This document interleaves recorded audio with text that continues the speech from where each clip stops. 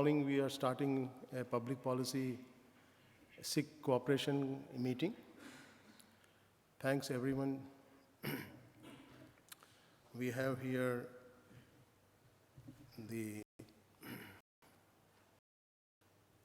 co-chair, and he would be talking about Asia-Pacific Internet governance issues. Izumi would be talking about IPv6 Best Practices Forum, IGF. INR transition update would be by Mr. Paul Wilson. Mr. Pacific region update would be Maureen Hilliard. And ISOC Sri Lanka would be a report by Sagarika Vikramasekara. And then Adam will be giving some SIG chair election review processes.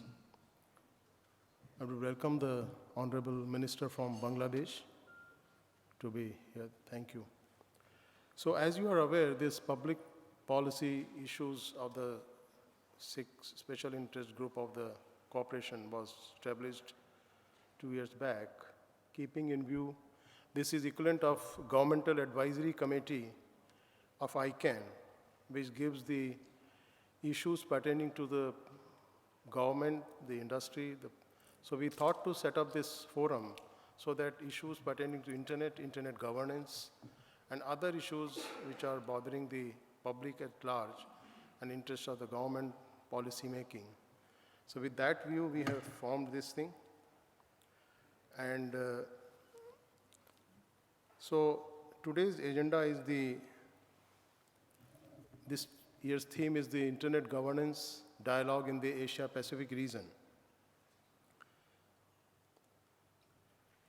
So as you are aware, the Internet governance involves highly complex cross-border governance system in a rapidly evolving technical environment.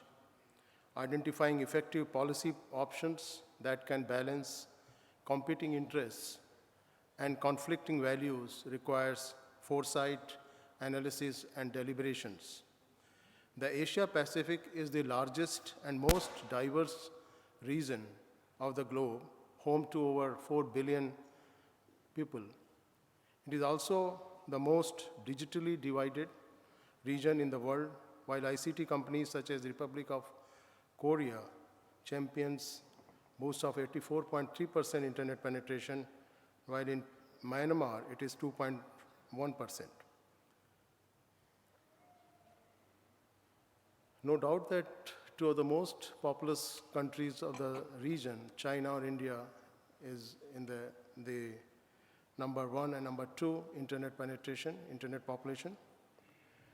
Coming back to the internet dialogue processes and agreements, in the last 2 years, we have seen many of the internet governance agreements, VSIS plus 10 outcome document. We agreed to extend the mandate of IGF for 10 years. We agreed to strengthen the multi-stakeholder approach and agreed to make more efforts to bring the next billion.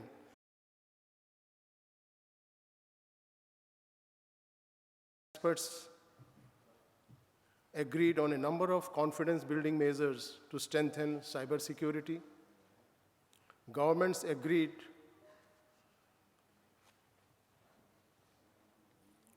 that countries have the same rights and duties under the international law offline and online. The UN Human Rights Council agreed to establish a new rapporteur on privacy in the digital age. As of October 1, 2016, the INR functions contract between ICANN and TIA has expired, as we are told yesterday. We celebrated also the great achievement by ICANN, the global internet community, on which more would be talked about by Mr. Paul Wilson here. So this is a major milestone which happened as a process of dialogues culminated into the outcome in a very positive manner. Even the Indian Minister for Communications and IT, Mr. Ravi Shankar Prasad, advocated a multi-stakeholder model during Sci-Fi event which held just a few days back, emphasizing that internet governance must reflect the views of all and be open and inclusive. We have articulated a multi-stakeholder model. The growth of internet is because of the governments, academia, and business. And therefore, after much deliberations, we consciously took a decision, shall support the multi-stakeholder model. The minister further said that the governance of internet must reflect the views of all, be inclusive and more open. With over 3 billion users globally and more than 1 billion websites, there is a growing concern towards creating some internationally accepted mechanism for governing the internet. And I think the INA transition is giving a way to a global multi-stakeholder model through ICANN, where to decide the overall reviewing process and the INA process. Many governments have supported the multi-stakeholder model to handle key features of internet governance that will represent views of individuals, corporates, and public interest groups. This would also be an equal represent the views of individual corporates. The world has to be an equal world.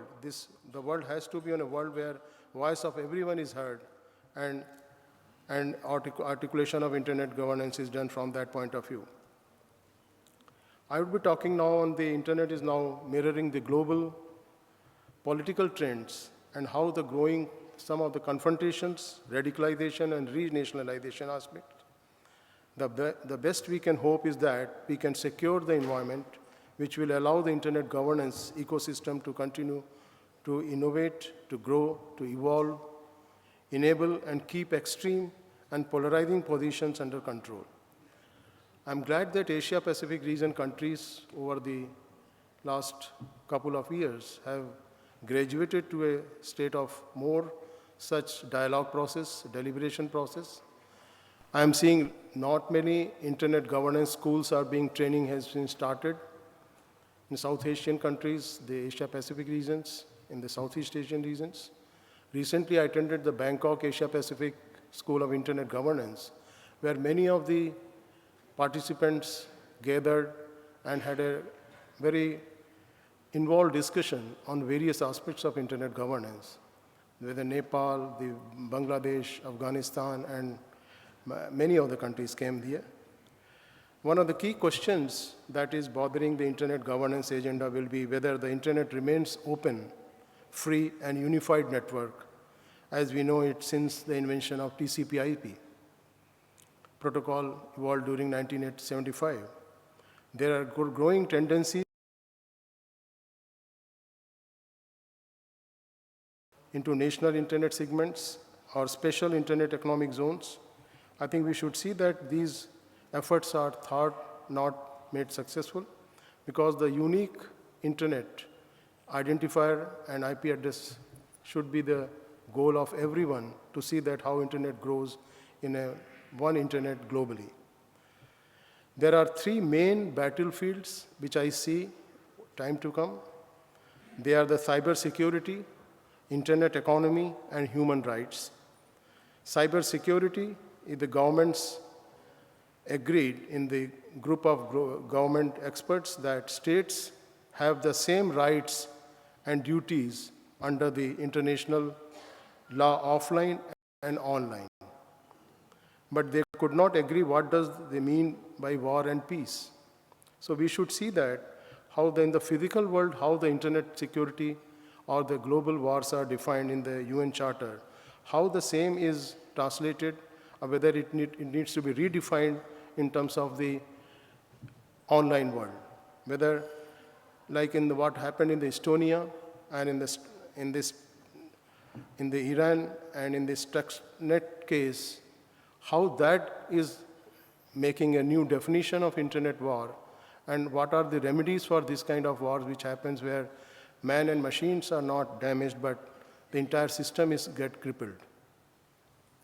Coming to, I will not go into the more details. Internet economy, like this is the biggest economy of the world which is coming.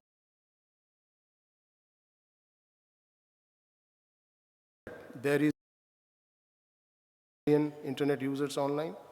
there is a broad agreement that development of a digital economy is key for economic growth and job creation. The Boston Consulting Group has found that countries with a developed internet economy have higher growth rates and less unemployment than countries with an underdeveloped internet economy.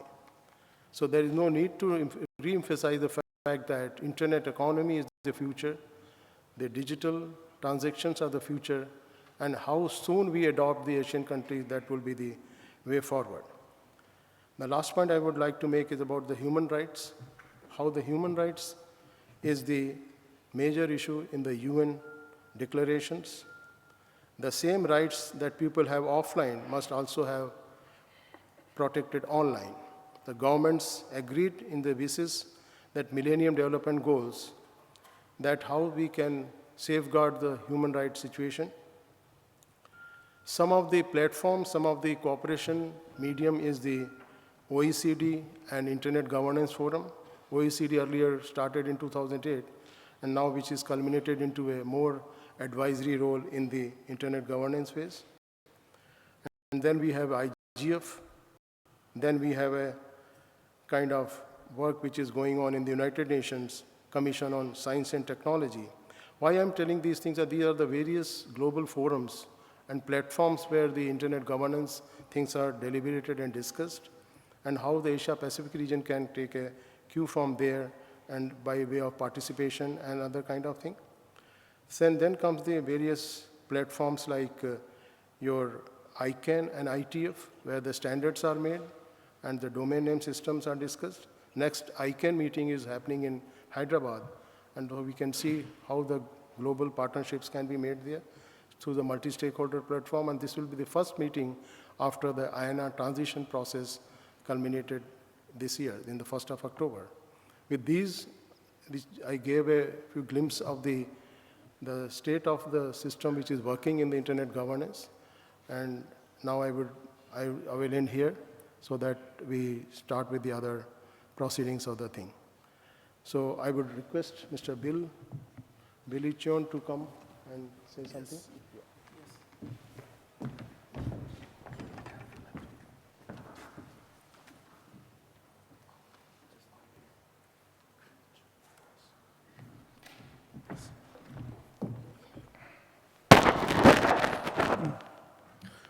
Good morning, ladies and gentlemen. My name is Billy Cheon. I am with the Korea Internet and Security Agency.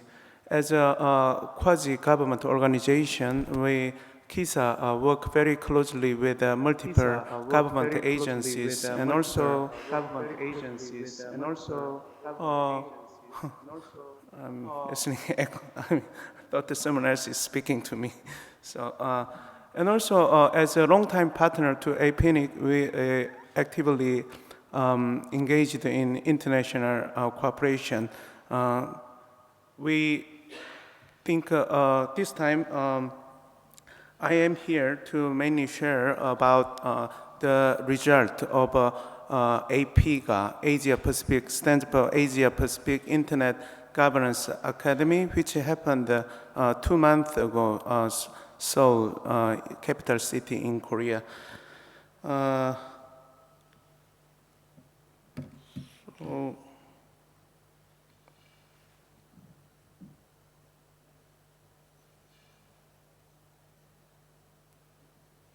I have a slide.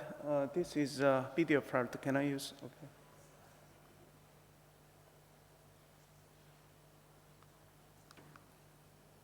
So as you see, it's a five-day workshop. Happened August 8 to 12. The venue was Yonsei University, one of the prestigious university in Korea. Since we focused on students, we thought university could be the best place. And this event was hosted by KISA and ICANN. And as you see, we had a lot of sponsorships from local and global institutions. And so this program, what we had during the last week, and through this program, we planned participants had a holistic learning experience through informative and participative seminars with speakers from local and regional and global organizations. And the extensive discussion covered the themes ranging from the internet governance, multi-stakeholder model, and the future of the internet and other related topics. The workshop finally culminated with a mock ICANN conference where students can talk about what they learned during the event. And these are local speakers. We invited 11 speakers from 8 organizations, KISA government organization, and civil society and academia. We had 11 speakers. And also, these are speakers who participated in the event.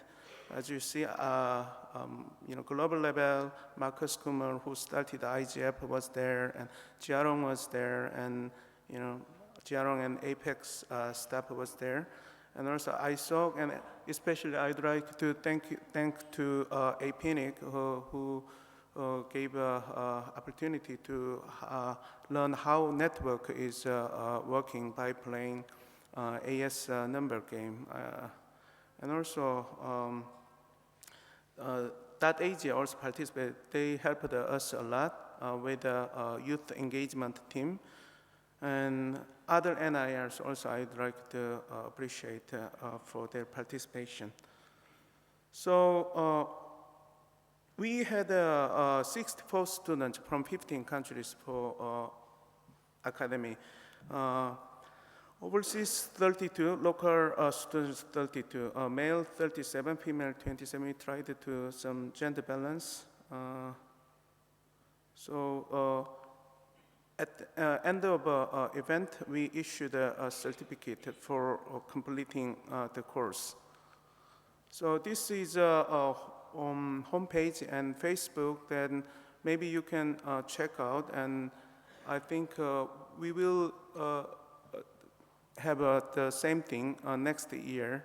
So hopefully we want to have more participation from other countries, Asia Pacific region.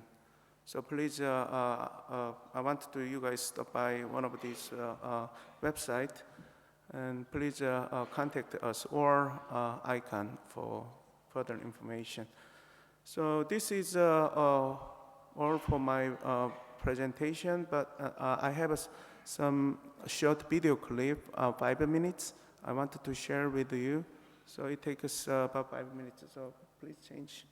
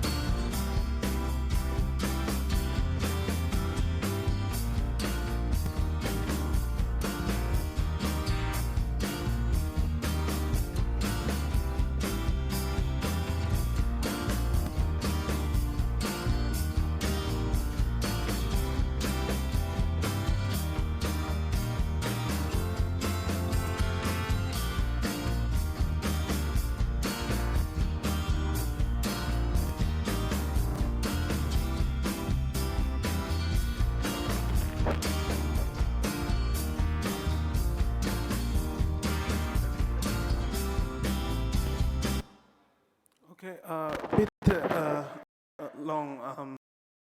You guys don't get all the long video clips. Hope you guys can feel the spirits and what we discussed during the event. And I'm pretty much sure we're going to have a second APIC next year with ICANN. So I would like to have more participation and sponsor from APEC region. So I think this is all for my presentation. And should I ask a question? Thank you. I mean, get a question at the end Maybe of later. Should I? If any questions, can I have questions or comments? Or okay. So Thank you. I will request now Izumi to give a presentation on IPv6. The kind of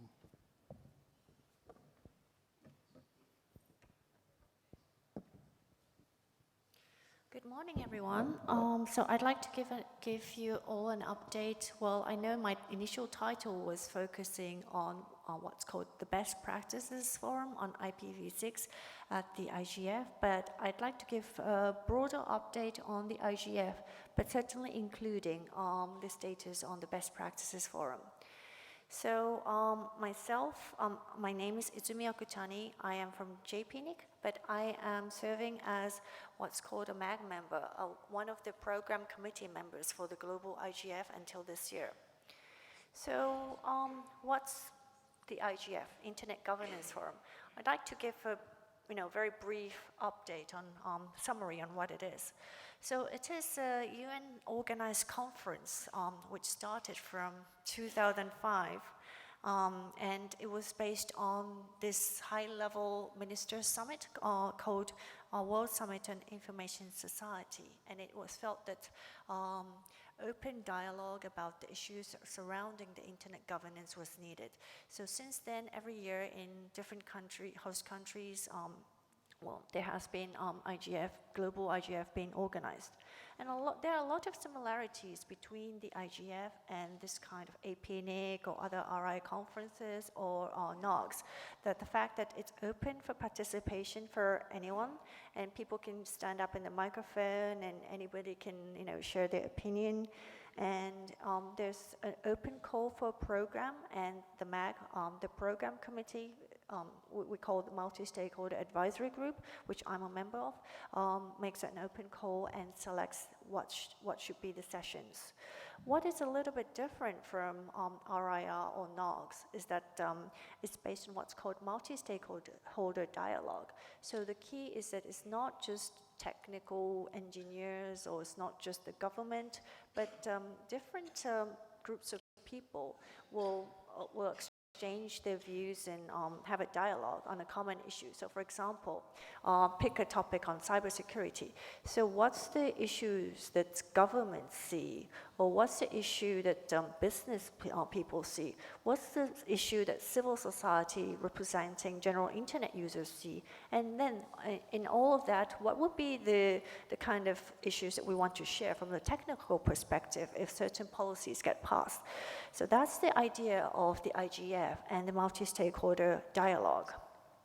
And another thing that I want to highlight is that this is pretty much I think the only forum that I'm aware of that addresses internet governance issues, which really covers a wide range of issues in a comprehensive manner at global scale. And so compared to some of the intergovernmental, where participation in discussions are focusing on between governments, this is pretty much the biggest global forum that is open and anybody is able to participate on internet governance issues. So that's the IGF. And then the MAG members, the program committee members, we have a total of 50 roughly 50 program committee members coming from different regions and not just from a particular stakeholder group, but then making sure there's each of the stakeholder groups are well represented. And these are the photos of 4 MAG members from our community. So we have co-chair of Cooperation SIG, Billy. I'm sure you know, many of you know Herman Valdez, serving as the NR Secretariat. Simon, he's sitting over there. I'm sure many of the engineers are familiar, and myself. So actually, the people who are participating in this community are involved in planning of the program. So this is the website of the IGF, which was recently renewed this year, and so if you want to find out more information, information is available here. So what's happening in IGF this year? So it will be held in Mexico, Guadalajara, in December for 4 days, but there will be what's called Day Zero session, a day before the IGF event, where high-level ministers attend, and so it's not a part of the official IGF, but then many people attend from Day Zero, and anybody can participate. We also have a new chair of the MAG, Lynn Santamore. Perhaps many of you recognize her from as ex-ISOC CEO. So she's actually the first MAG chair who has been selected from private sector, someone who's not coming from the government, and of course, first woman serving as the MAG chair.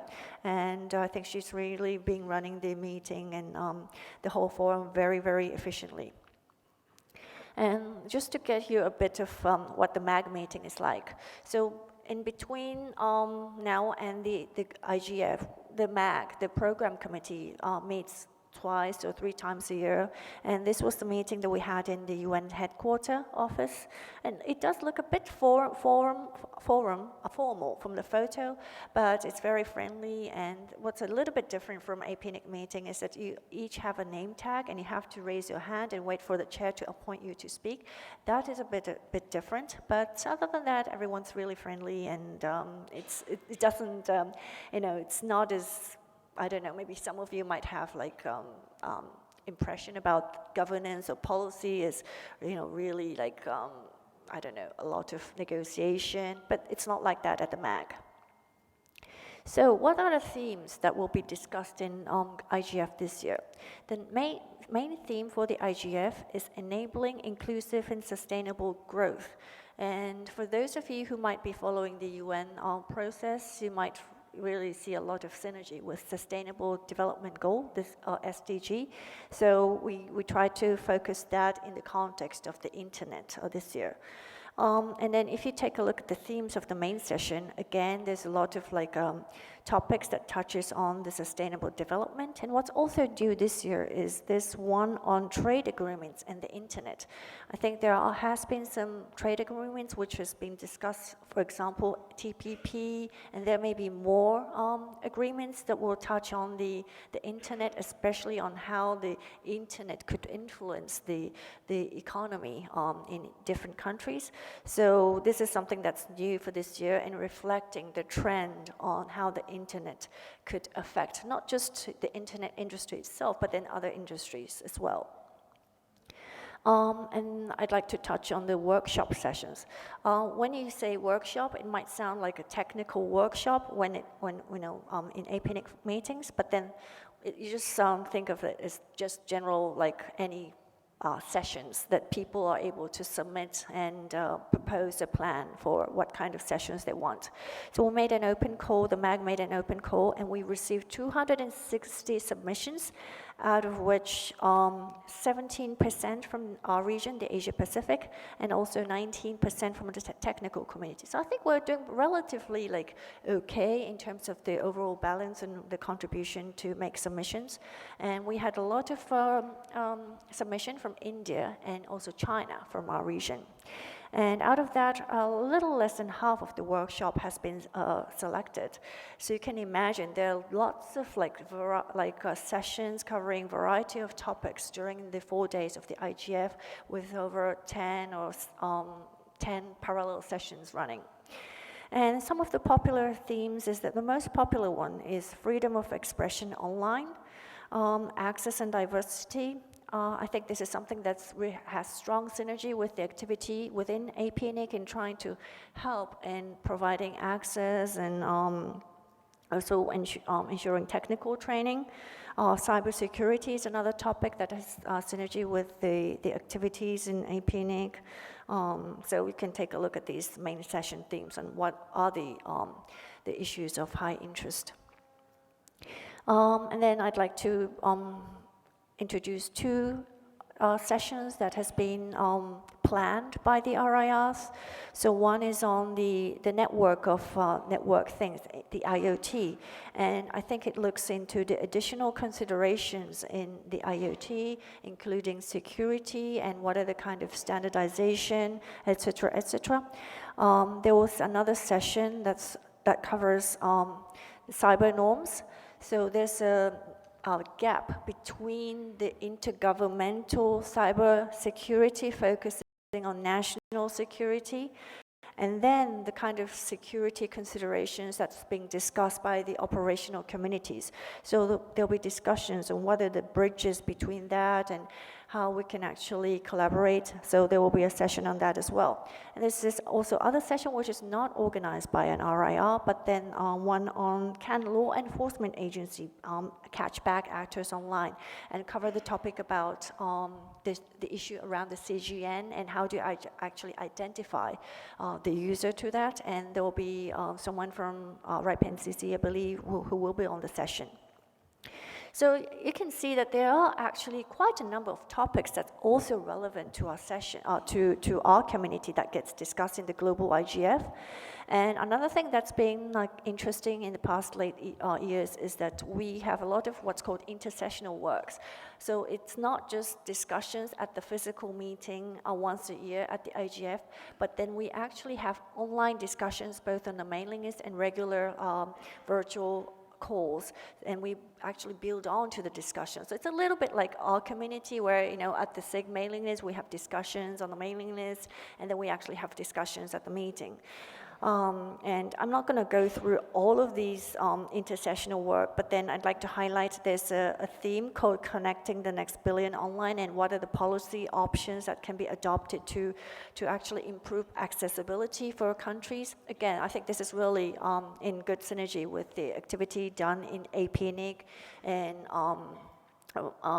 for some of the development work being done in APNIC. And there are a couple of what's called the best practices forums that focus on a particular theme and compile it into a document and share what are the best practices with the people who are not so familiar with the topic. So for the theme this year on the best practices, again, very overlap with our activity. So one, IPv6, second on IXPs, there's also one on gender and access, and then there's also one on cybersecurity.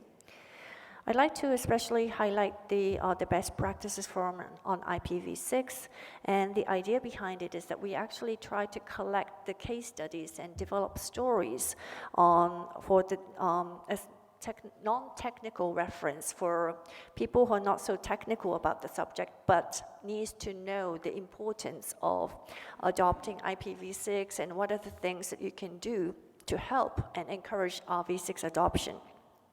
So this year, Sumon and myself are serving as MAG coordinators with support from experts from RIR community, where I think Aaron Hughes from Aaron is sitting over there. He's really a big contributor to this process, and also with the help from the IGF consultant. And actually, this is a second year that we had this best practices on this theme. So last year in 2015, we actually compiled various measures that are taken to encourage and build an environment for IPv6 adoption. So some of the measures that's been adopted by different governments, or the measurement project done by the community, IPv6 task force, the bodies that are set up in different countries to promote IPv6. So these are the kind of things that we actually compiled into a paper, and then you can see that online on IGF best practices page. This year, we focus on the economic element. What are the economic incentives that people have for the V6 adoption, and what are the business cases for the successful companies that have adopted IPv6?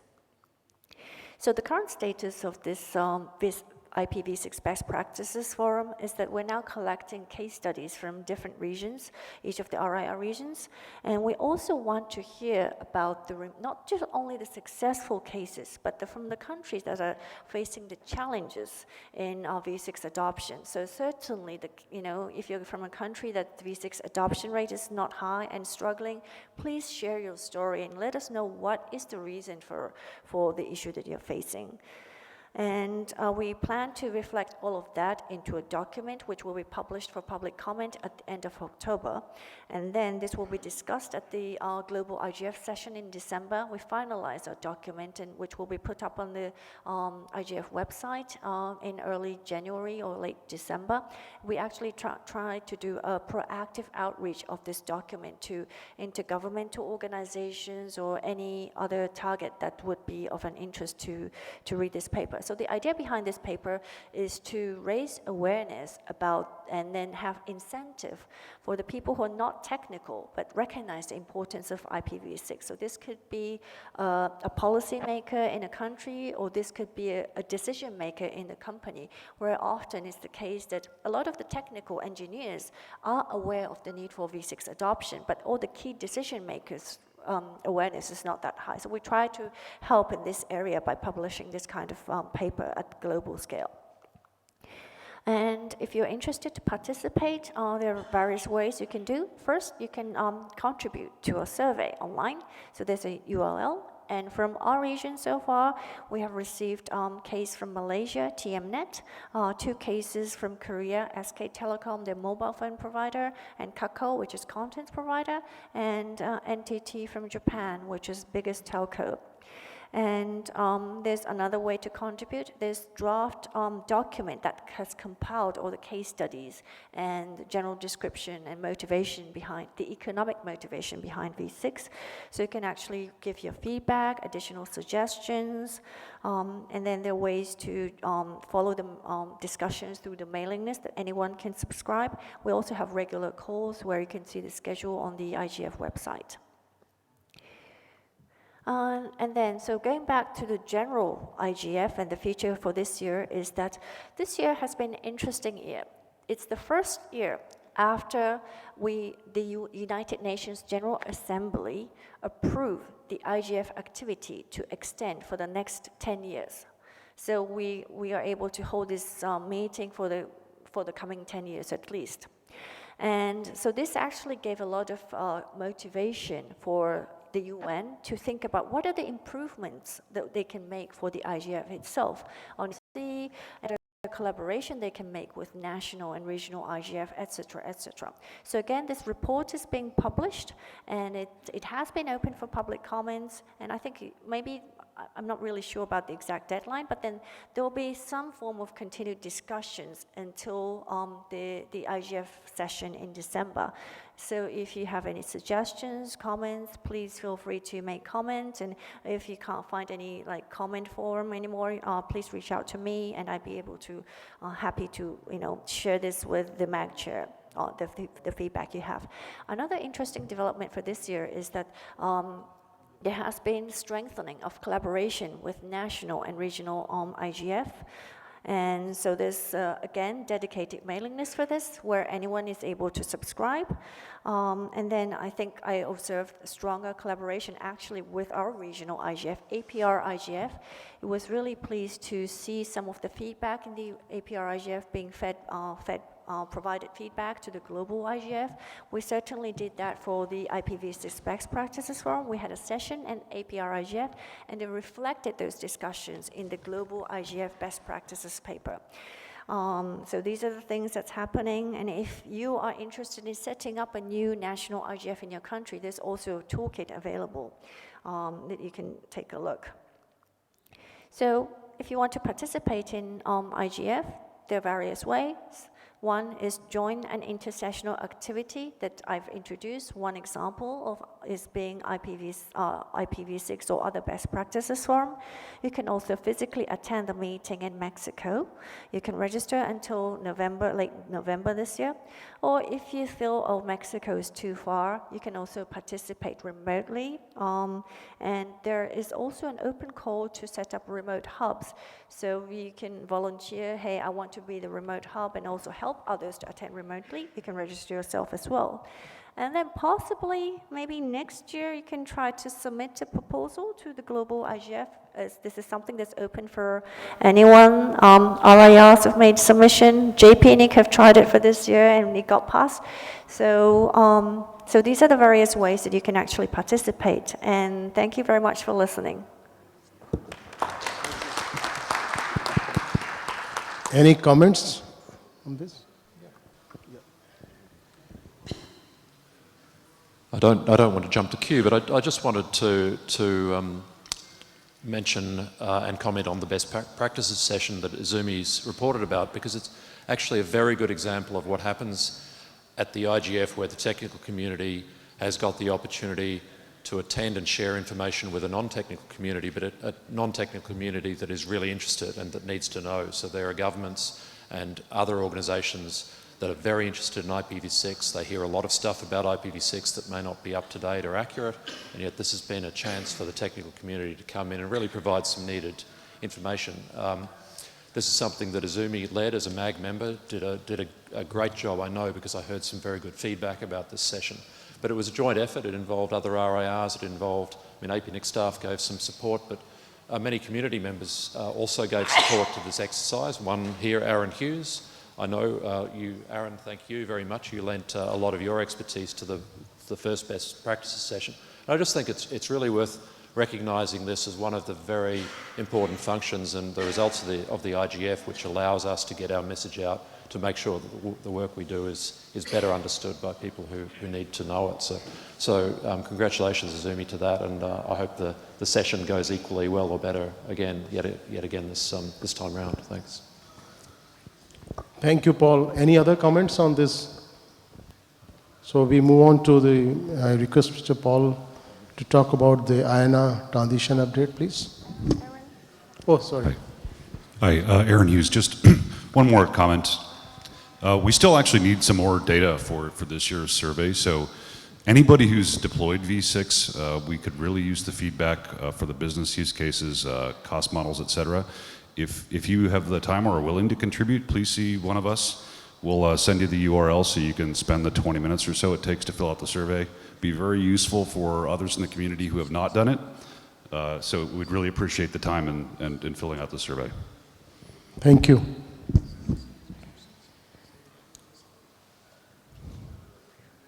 Okay, so Paul will talk about the IANA transition update. Thank you, and good morning, everyone. Thank you, Dr. Govind. Good morning, everyone. It's great to see a healthy crowd here. It shows, I think, interest in the Cooperation SIG as a sort of an alternative in a place where the not so technical but still important stuff can be discussed. So thanks for coming. I'm going to start this presentation with a question, and I'd like you to raise your hand if you feel you understand or understand enough about the IANA stewardship transition by now. Okay. Okay, well, you're in the minority. I've got some good news and some bad news for you. The bad news first is that I'm going to be talking about the IANA transition again, and some of you obviously have heard about it enough. The good news is that this is the last time I'll be talking about the IANA transition. I mean, as you've heard, the IANA transition is done. We're moving into a new era, a new phase, and we'll definitely be talking about IANA, we'll be talking about ICANN, we'll be talking about PTI.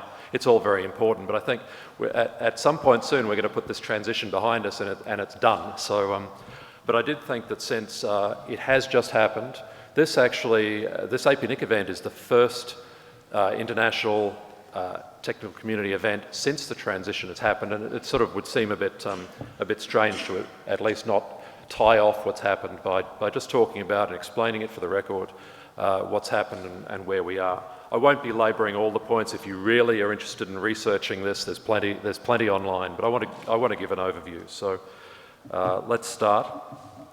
For the last couple of years, I've given a presentation called IANA Transition, Why Do We Care?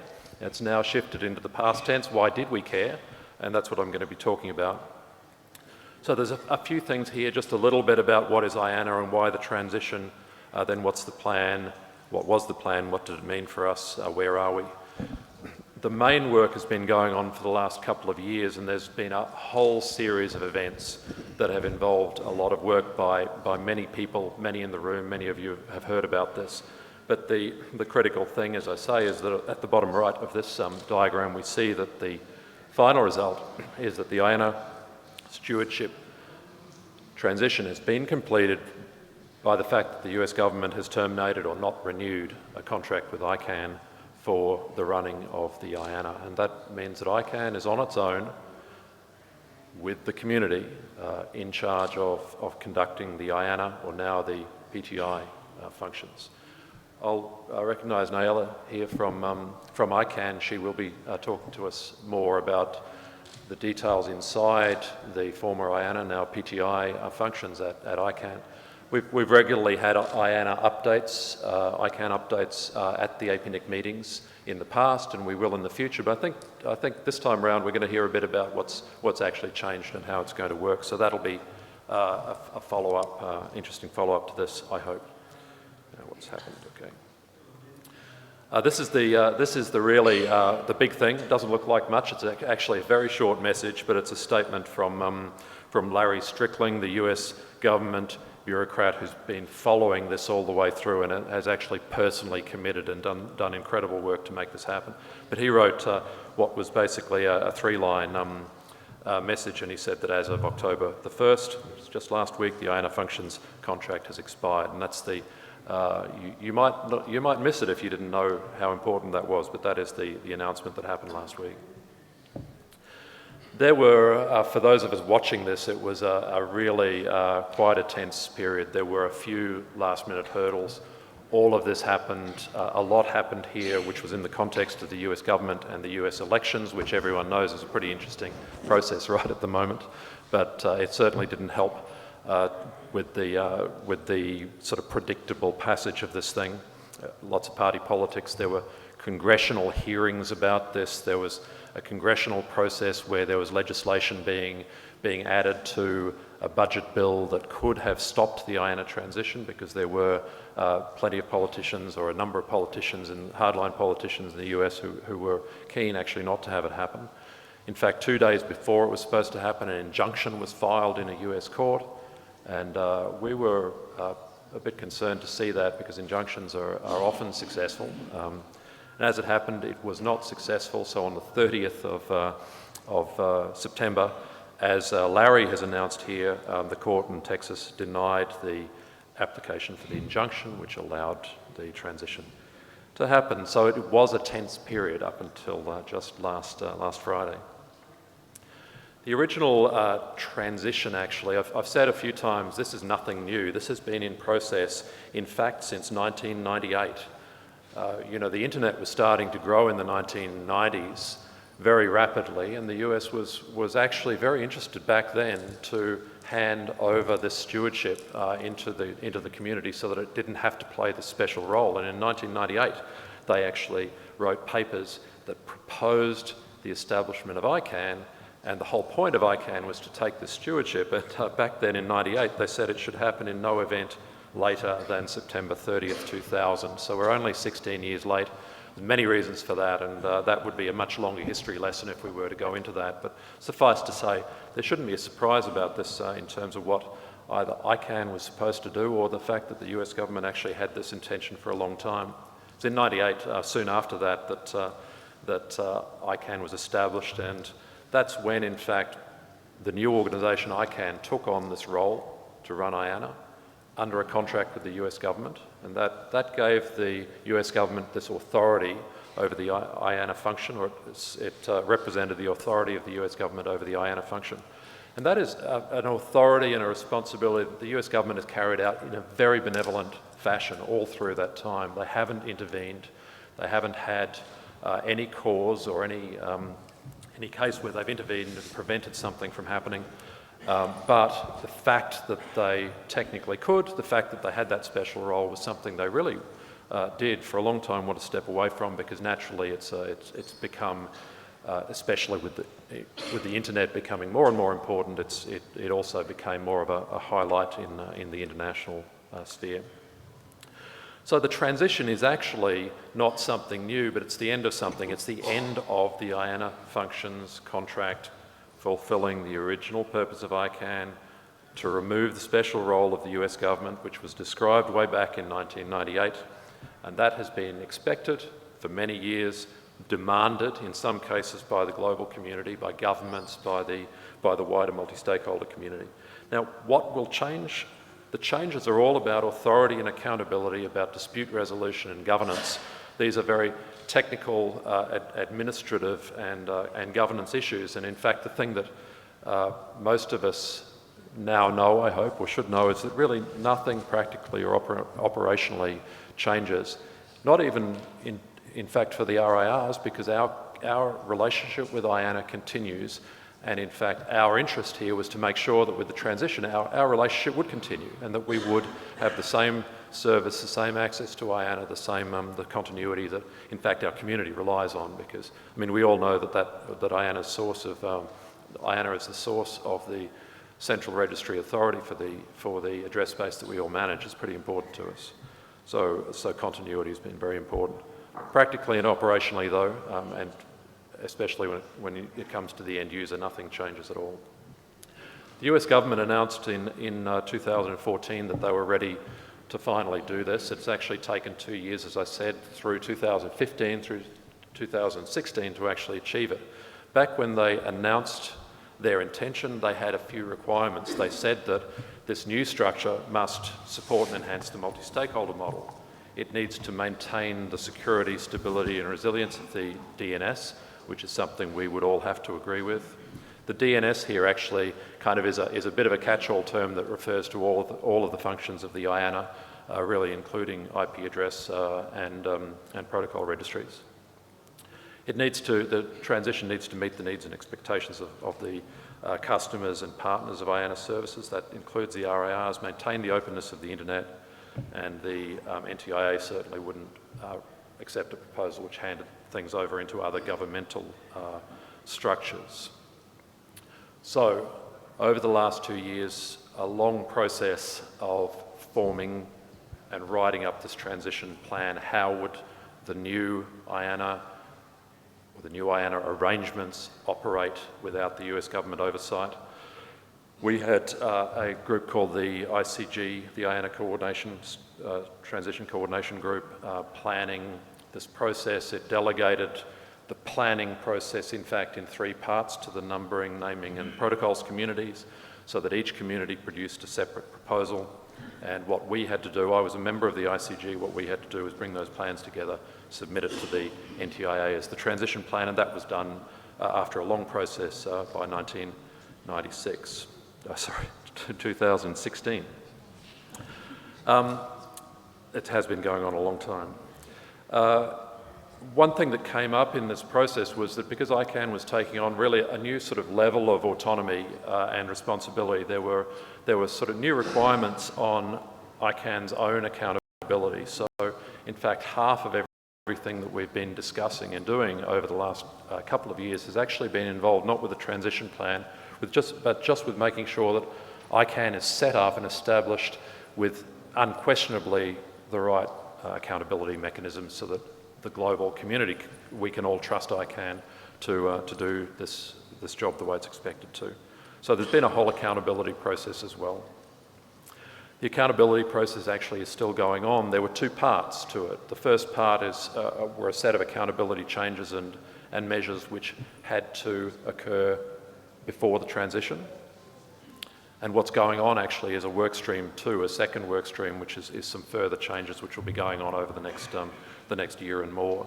The main changes to ICANN for its accountability they came into the ICANN bylaws as changes to the bylaws. There's some restructuring of the bylaws into fundamentals and standard bylaws that could be more easily changed.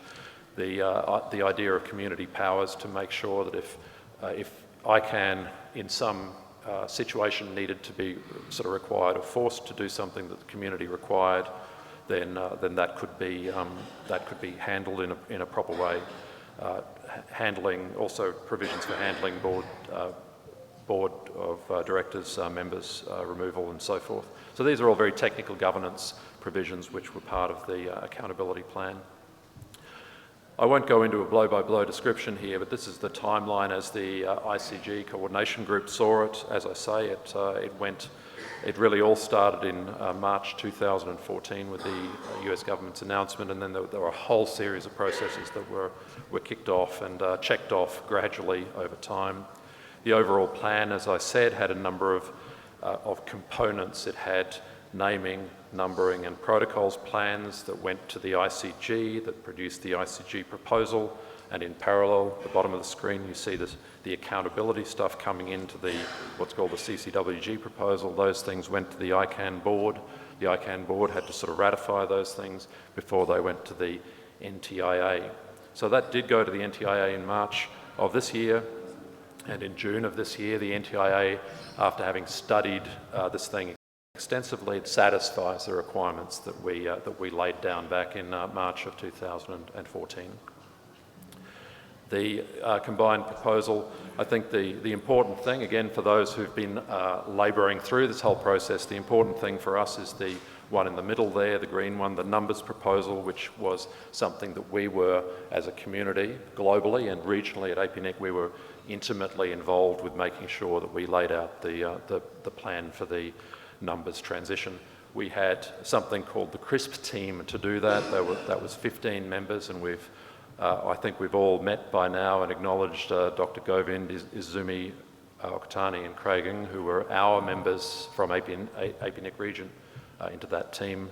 And Izumi was a co-chair, or the chair of the CRISP team, and did a fantastic job. You'll see how much work was involved. Now the CRISP proposal, the CRISP team was able to produce this proposal on time, which was fantastic. It was a lot of work. In some respects, not to diminish the work, one thing that we were able to do is to put forward quite a straightforward proposal. I'll say that the relationship between the RIRs and ICANN has been very straightforward for many years. What we were after was continuity of what we had already. So the aspects of that proposal were that we would have ICANN continuing as the IANA operator.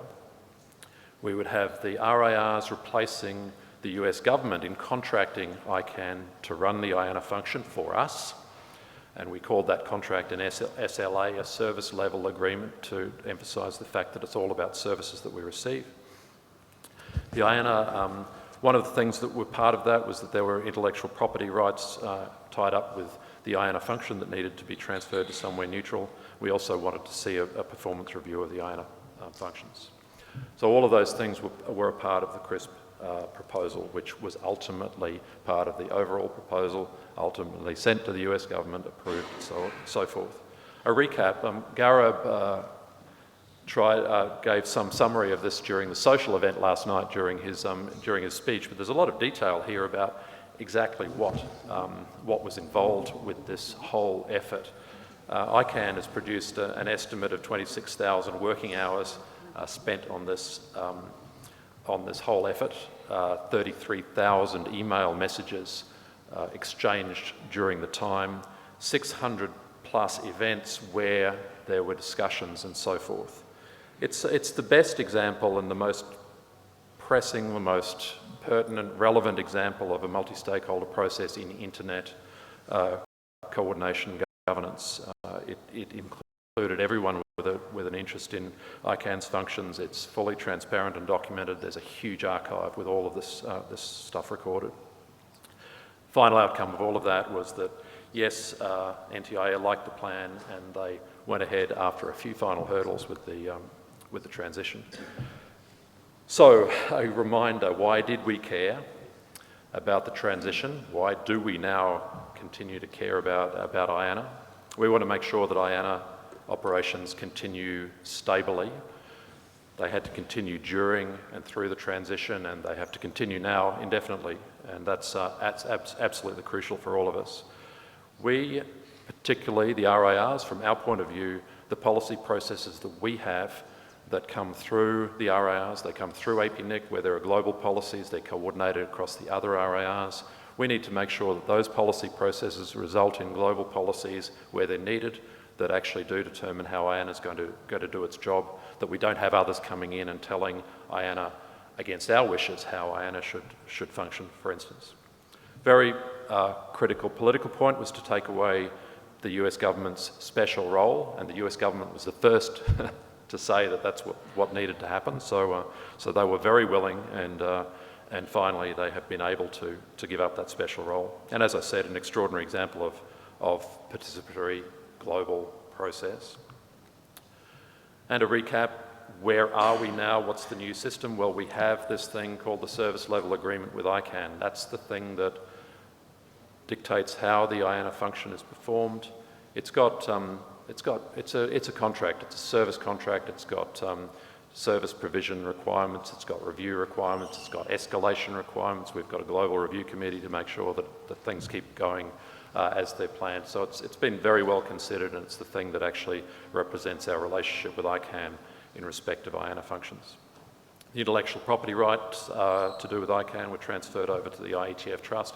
That sounds trivial, but it was more important and more complex than expected. There are a few agreements there which represent the fact that the IETF Trust now holds those rights and licenses them back. And overall, finally, the stewardship of IANA functions is held by the community now. So that's the recap. As I say, it may be the last time that I'm really talking about the transition, and so if there's any questions, anything else that people would like to know, I'm very happy that we could discuss them, subject to the chair's any comments, timekeeping and so any forth. remarks? Thank you. Yeah, Mr. Brajesh Jain. I'm Rajesh Jain from Association of India. In the ICANN, as we used to attend, GAC used to perform very important function of creating the balance among the community as well as stakeholders. Now into the new public technical identifier, I think that is the name of full for PTI. I hope that that functionality is given, and moreover in the RIR like APNIC, the cooperation SIG where we are sitting here, we have to somehow see that how do we involve government agencies or government functionaries to be part of such cooperation, because that will be very, very important as you move forward. Because as you clearly explained, Paul, that the function of US government is coming back to RIRs. So RIRs now have the additional responsibility of coordinating with the governments. So I would seek a quick comment, or thank you. Paul, any comment? You want back to this? Well, thanks for the comment. Thank you. Any other?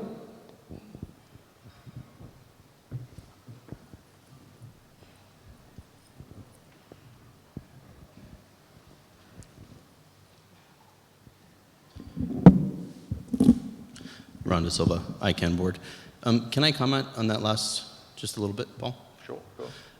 Certainly, the transition hasn't affected the ability for governments to participate in the ICANN process, either making it more difficult or making it more advantageous. It's completely neutral with respect to the transition, how governments can be engaged in the ICANN processes. The separate question of whether or not there's a need in the RRI communities for governments to engage. I've certainly seen, I'm from the North American ARIN region, I've certainly seen plenty of governments participate as, it is just like it is here, it's an open process and anybody can participate, whether they're, private, government, or non-governmental agencies or organizations. So there is no, I think, new mandate or new need or sensitivity that we change our open and inclusive process either in the ICANN community or in the RRA communities, and there's always that opportunity and always has been for anybody to participate, whether from a government or otherwise. Thank you. Any other? Thank you. Thank you, Paul, for a very elaborate and very comprehensive INA transition process and the outcome. Now I will request Maureen Liat to talk about the Pacific update, please.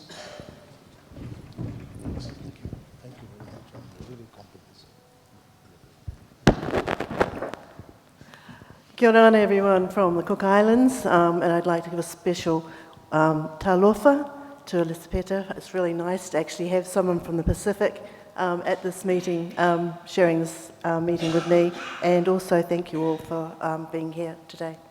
While you're just looking at this beautiful view, I'm hoping you're thinking that you'd really like to come to the Pacific. Just to give you a heads up on the content, I'm going to be looking at ICT decision making in the Pacific, which is starts off at a high government level meetings, and I'll go over that.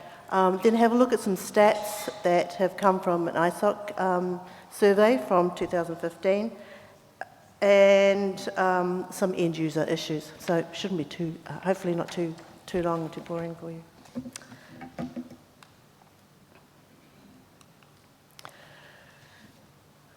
Yeah, I thought it would be an idea to, first of all, give you some background on the regional ICT policy decision-making in the Pacific.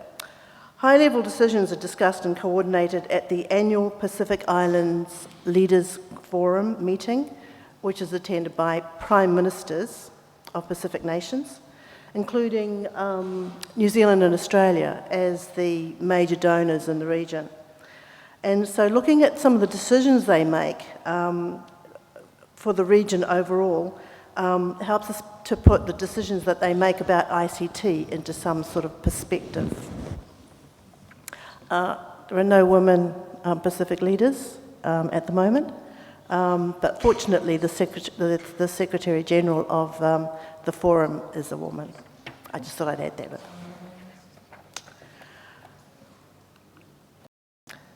ICTIC is the Regional ICT Strategic Plan 2015 to 2020, a draft of which came out of the IT Ministers meeting in Tonga in 2010.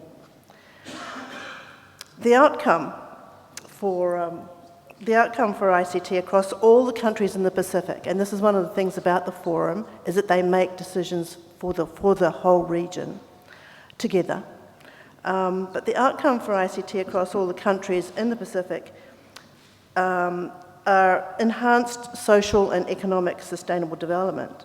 And it's a given that SDGs are included into every country's national development plan. Good governance and security, and cybersecurity is a core priority. Through better access, that's better access and use of ICT. But also, one of the goals is affordability, and that is one issue that is of very much importance, especially to the end users. After that meeting in 2010, when they actually sort of like developed the strategy, they actually didn't meet together as a group until 2015 again. But in between times, there was actually a review of the strategic plan, so that it actually sort of like, by the time the next meeting in 2015 came, they were actually able to endorse the review of what was now a framework for action on ICT development. And the ministers agreed to a set of prioritised areas for development for 2015 to 2020, as outlined by a group of regional organisations, and including New Zealand and Australia, which is called the CROP. And that group sort of like had made these recommendations, which were highlighted in blue here, but a veritable wish list of things that they sort of like felt they had identified as being needs within the Pacific region. And had been for many years. but also very much reliant on donor funding for their implementation. But having this list agreed by the IT ministers, their recommendations therefore went forward to the Pacific Islands Leaders Forum meeting, which was actually held last month. This is probably the sort of like most update report I've ever been able to give.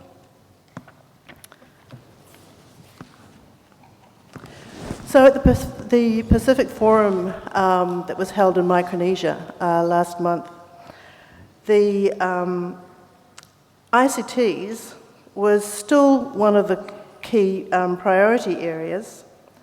However, in that meeting, the two top priorities, fisheries and climate change and disaster risk management, really did sort of like take much of their time in the forum meeting. So that the list that you saw in the last slide sort of like got relegated. And what they ended up doing was to say that the list had to go back to national committees and some prioritization be made within each country, and then it would actually be brought back to the next forum meeting. Now, when you look at it, fisheries, for example, highlights the importance and the islands, the group of islands' dependency on the economic returns of the fishing industry. And major income for all Pacific nations is derived from the sale of fishing licenses, mainly to Asian and United States fishing companies. But a lot of that, there's very little of the fish that is actually caught in our waters actually comes back to the countries themselves. But the government makes a lot of money from the licenses.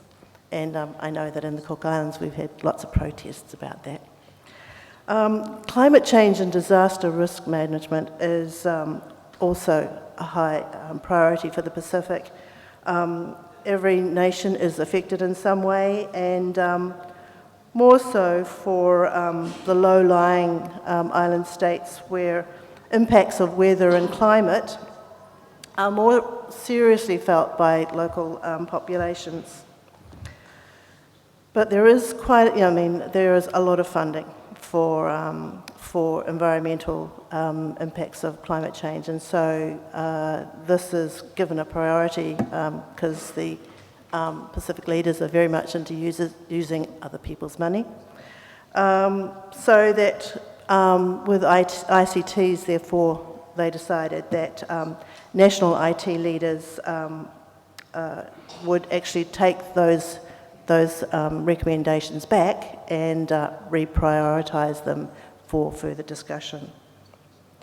But one of the items which actually did remain was cybersecurity, or national certs, if there was capacity within the country to actually do that, or to relook at a regional cert.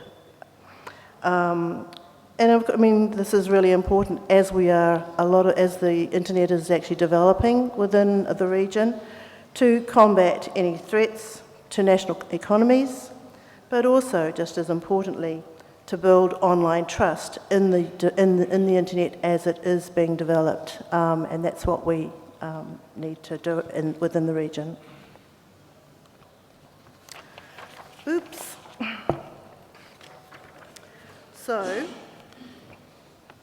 I just wanted to actually have a little look at what we're working with in the Pacific. And as you can see, we've got quite a range of sizes of the countries in the Pacific, with Papua New Guinea with 8 million, down to little Pitcairn with 60, but Pitcairn is actually a territory of the UK, so it's looked after. To be absolutely honest, I'm not quite sure what sort of internet connection they've got, but it's, as you will see in the next slide, there's sort of like really distance for putting in a cable. I'm not quite sure what would happen there. But the asterisks in this table actually indicate countries that are still connected to the internet via satellite. So, you know, there's still some countries that sort of like experience sometimes unreliable and still very expensive internet connection. This is the submarine cable map as it is at the moment. I think September 2016.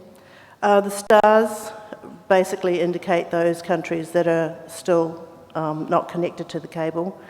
The three yellow stars, the one on the right, bottom right, is actually the Cook Islands. But those three stars actually are the protectorates of New Zealand. So there's Cook Islands, Niue, and Tokelau.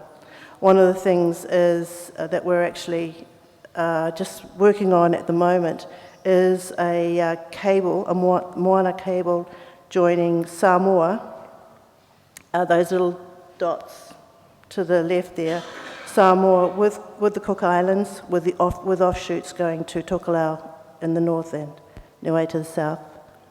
And hopefully with a little bit of a extension later on when somebody kind donates some more money for us to extend the cable to go to Tahiti. So we've got a bit of a backup if something happens to the Samoan cable. So we this should be available to us in 2018. That's the plan, and it's an ADB funded and NZ-aid funded project. But as it is, like some of those islands that are not currently connected are so close to the cable, it's just getting that little bit of extra funding that they need to actually get connected. The Internet Society had actually undertaken a global report last year. So what I did was I extracted any data that I was able to find about the Pacific. And it really did highlight one of the challenges that the IT ministers had actually sort of identified in that the lack of data, and I think somebody mentioned that before. It's the lack of data that governments need in order to make appropriate decisions about where, sort of like how to develop, to have sustainable development within the Pacific. And so I think that that's probably why they're lagging behind, is that they don't have the information, and anything that actually does happen is pretty ad hoc. But if we're looking at internet user penetration across the Pacific, about how much sort of like user penetration within the different countries, but also like most of the information that sort of like came from the survey relating to the Pacific was pretty sparse. So at least it gives us a snapshot of like what the situation is. The report, the global report that Internet Society actually sort of like was focusing on was the comparison between fixed broadband and mobile broadband. So that what was, and I mean, it's sort of like pretty obvious from the information that was there, even minimally, was that mobile use would have to, really should increase to actually enable more users to access the internet.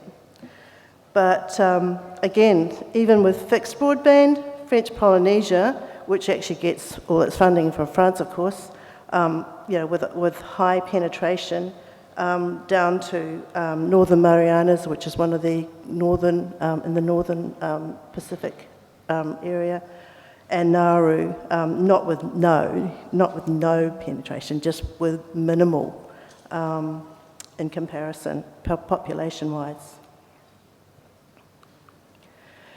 Affordability is the biggest issue, and I think that from a PIC-ISOC perspective, I work with the Pacific Islands chapter of the Internet Society. It's one of the issues that we've been really pushing, is that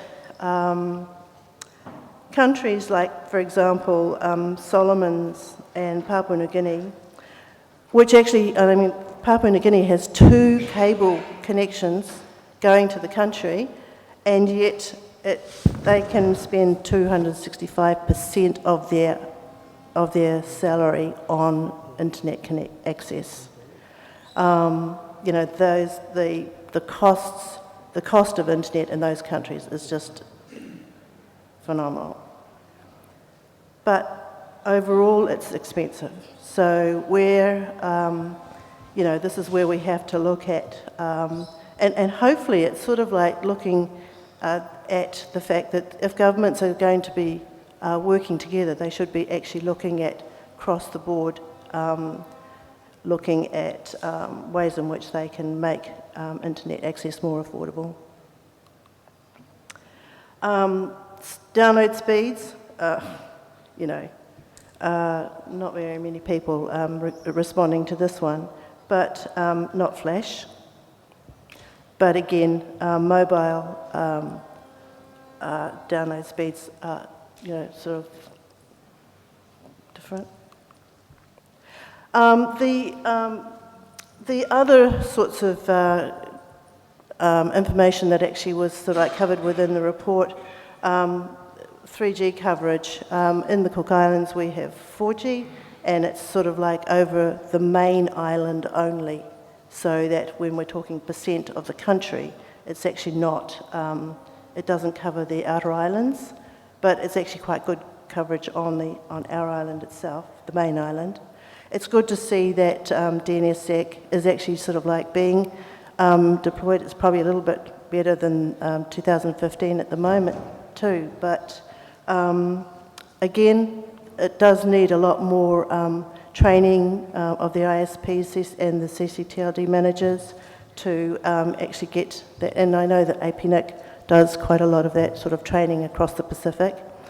And I guess when we're looking at the allocation of IPv4, which was the focus for their report, looking at Fiji and Papua New Guinea, for example, Fiji has 800,000 population and 137,000, sort of allocated IPv4 addresses, but Papua New Guinea has 8 million population and 24,000. So and you'll see that Papua New Guinea, even though they responded to the survey, the results weren't great. But I guess you have to know the situation in the Pacific with Papua New Guinea, lots of social issues, political issues, environmental, everything kind of issues.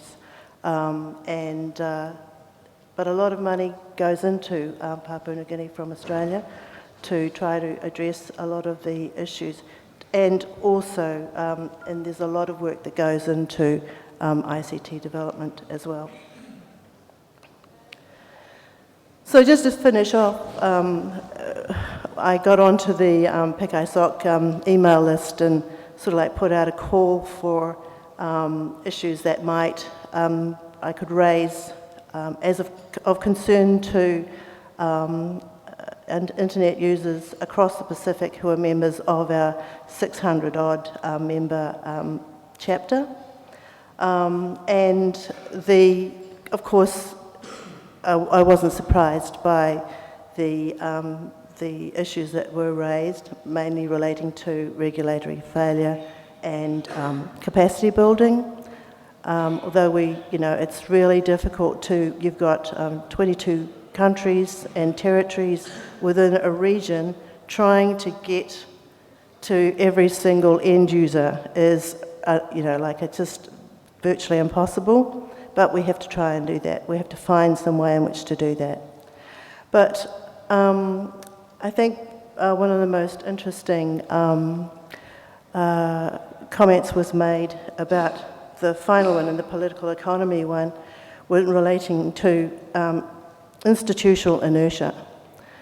And I think because it's really recent and relevant, Papua New Guinea, there was a group of, we have 3 PIC ISOC board members living in Papua New Guinea, and they set up a hub for the intercommunity 2016 with ISOC. And they were really disappointed at the lack of support that they got from especially government, the government sector, to actually encourage participation and to provide support for them to participate in this, their first major ISOC event. So that they were, again, it just highlighted for some of the issues in Papua New Guinea, but following on from that, I was involved with a colleague who, in an ICIF, APNIC, ICIF project where we were developing a Maori language, Cook Island Maori language database. This was actually due to the UN actually identifying that the Cook Islands Maori language was actually at risk of being extinct. And that's like, for example, we're a New Zealand territory, and the language that is spoken on the main island, which has 9,000 of the 14,000 population, the main language, of course, is English, because we've got a high tourism, sort of like our economy is based on tourism. And so, there was seen that our language was being threatened. So we wanted to develop an app that actually, had a dictionary on that kids and people, Cook Islanders, wherever in the world, could actually have access to a dictionary of their language. And we approached the Minister of Culture, the Ministry of Culture, the Language Commission, just other political officials that we thought might be able to assist. And honestly, it was as if they were in total denial that there was a problem, and we didn't get any other support than what we got from the ICIF grant. But we did make it happen, and we've actually introduced it into schools, and we've produced resources and that, but very little support. So when a decision is made by the forum leaders to return the key issues back to national level, it doesn't fill us with confidence that something like this is going to actually sort of like happen too soon. Thank you.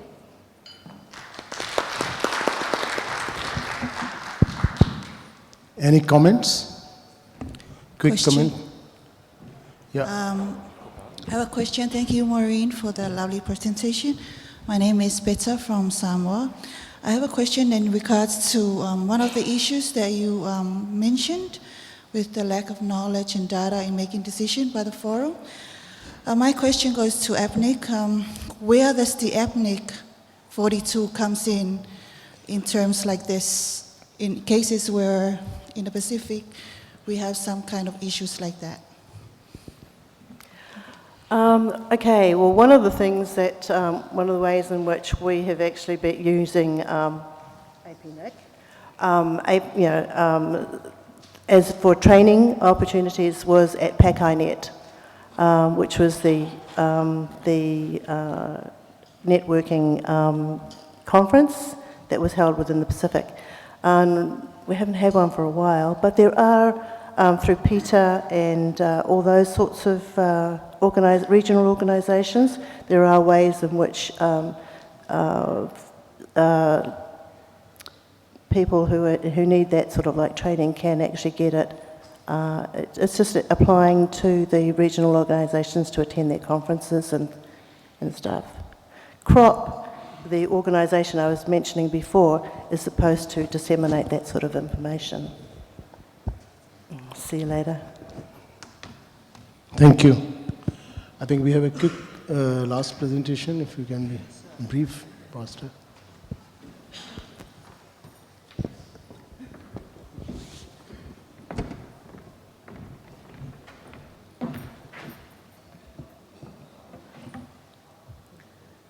Good morning, everyone. I'm Sagarika Vikramasekara. I'm from the Internet Society Sri Lanka chapter. So first of all, I would like to thank APNIC for giving us the chance to tell you about us.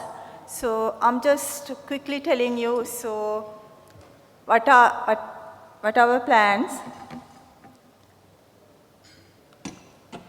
So who we are? So Internet Society, Internet Society International was, the presence of Internet Society was here from since 1991, but it was not very active. And in 2011, March 25th, we reformed that and we relaunched Internet Society Sri Lanka chapter. So basically our mission is to we are trying to serve the society's purposes by serving the interest of segment of global internet community through a local presence, focus on local issues and developments, and use the local languages. Because in Sri Lanka we have the multi-ethnicity, so we will be using 3 languages, Sinhala, Tamil and English. So we are trying to promote these 3 languages while using internet. So this is a bit of in 2011, we had our opening ceremony at Kandy in the central part of the country. So these are the photographs we have taken by that time. So Internet Society Sri Lanka, so we have many goals. I'm not going to tell you all the goals we have by the time. But some goals, some prominent goals we have is popularization of Internet in Sri Lanka, which goes along with the theme of the Internet Society International, and facilitation of research into localization as well as promote creation of local content in Sinhala and Tamil on the Internet, to facilitate research into last mile connectivity to Internet in rural areas in Sri Lanka, and to conduct training and awareness workshops in network connectivity in rural areas in Sri Lanka. And the main thing is to promote closer interaction among ISOC chapter members, to liaise with other organizations with similar interest. And so we have so many goals, and one prominent goal is to create awareness and facilitation of information and communication technology. Professionals and organizations in Sri Lanka like IETF, so we want to have the awareness sessions in IETF in Sri Lanka. So, and the other thing is to promote new standards, internet technologies, and implementation of protocols such as IPv6, while advising government of Sri Lanka to formulate policies on adverse impact of internet such as child pornography, internet fraud, without harming citizens' right to access the published content on the internet. So when we just started Internet Society Sri Lanka, we had collaborative workshops like IPv6 introduction session. We had this in June 8, 2011 at Open University.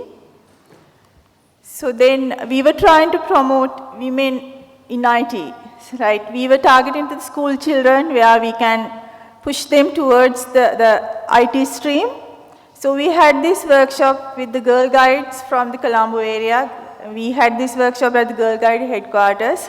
These girls are from the leading girls' schools, and we were trying to push them to select the IT stream as their main subject.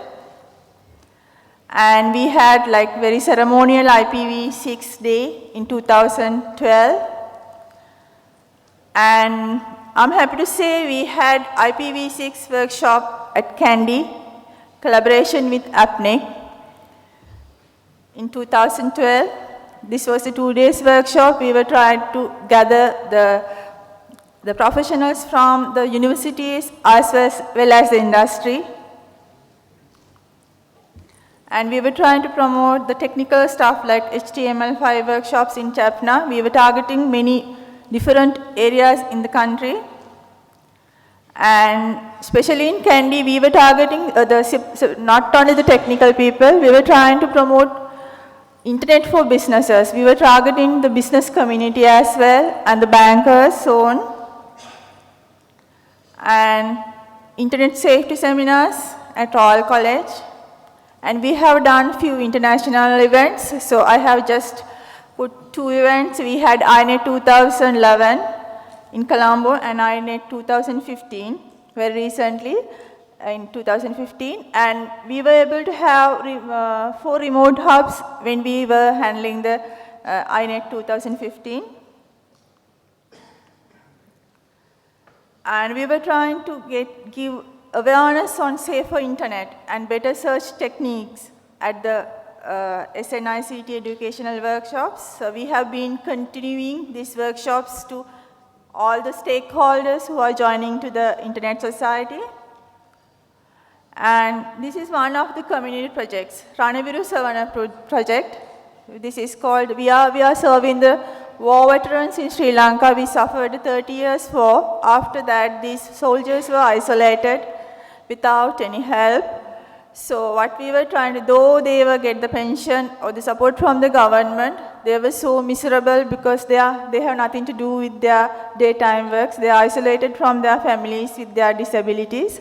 So what we did was, as Internet Society Sri Lanka, this is a completely a volunteer project. We didn't get single cent from any organization, and we were able to deliver a ICT literacy awareness program for them. And at the end of the day, some of these soldiers were able to put up their own computer shops, and some were positioned as the office assistant in the Sri Lankan Army as well. Now they are continuing this work program because they got the certificate from the University of California. Because of that, they were able to look for the better opportunities in their avenues. And the other thing we have done is internet addiction, because in Sri Lanka, so we have been talking about the so many forums, internet addiction. So I guess we all have addicted to the internet in some ways.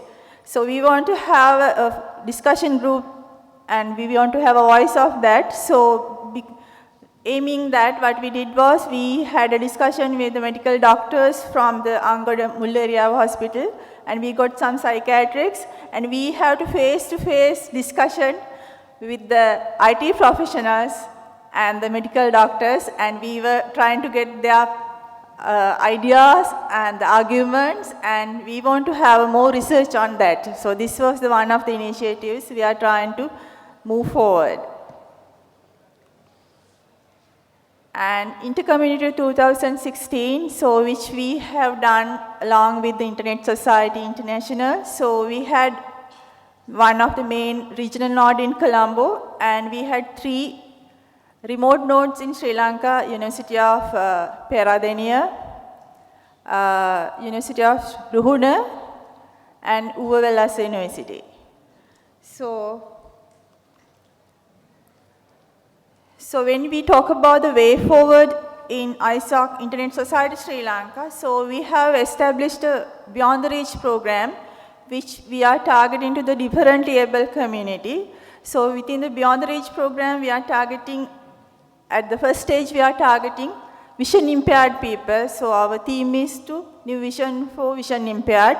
We will be having our first TOT session in Badulla next week. So with this project, what we are planning to do is we want to give the access to the vision impaired community to access the government information and surf on the internet and make available them to access more information where at the moment they are unable to do. Apart from that, we are promoting a team to get more user-friendly, so for blind people need some sort of techniques in the website. So almost all the people were complaining, so our websites, even the government websites, are not friendly with they don't have a tool to use government websites. So we are promoting developers to do that. We will be having a separate session for that. And the other thing is we are targeting the next generation leaders, young people in Sri Lanka. So we want to make them to be a trainers in future. So cyber safety, we will be having 3 different teams: cyber security, cyber safety, and women in ICT. Okay, thank you. So these are one of the way forward topics we are planning to do. Thank you. Thank you, Sagarika. So we are already stepped up over time now.